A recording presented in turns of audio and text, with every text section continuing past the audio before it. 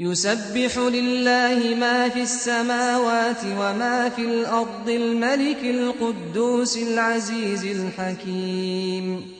هو الذي بعث في الأميين رسولا منهم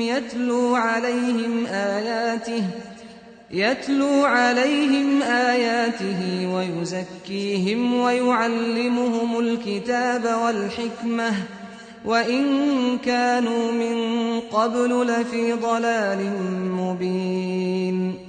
وآخرين منهم لما يلحقوا بهم وهو العزيز الحكيم. ذلك فضل الله يؤتيه من يشاء والله ذو الفضل العظيم.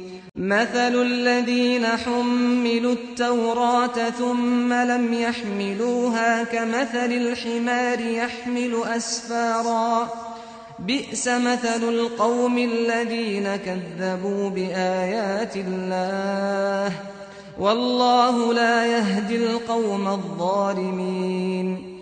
قل يا أيها الذين هادوا إن زعمتم أنكم أولياء لله من دون الناس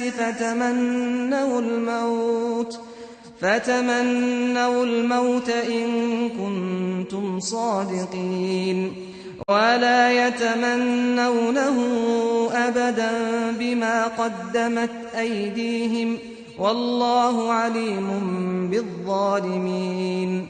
قل إن الموت الذي تفرون منه فإنه ملاقيكم ثم تردون إلى عالم الغيب والشهادة فينبئكم بما كنتم تعملون. يا أيها الذين آمنوا إذا نودي للصلاة من يوم الجمعة فاسعوا إلى ذكر الله وذروا البيع ذلكم خير لكم إن كنتم تعلمون.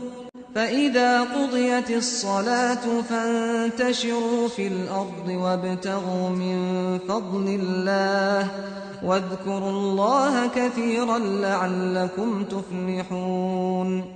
وإذا رأوا تجارة أو لهوا انفضوا إليها وتركوك قائما قل ما عند الله خير من اللهو ومن التجارة والله خير الرازقين.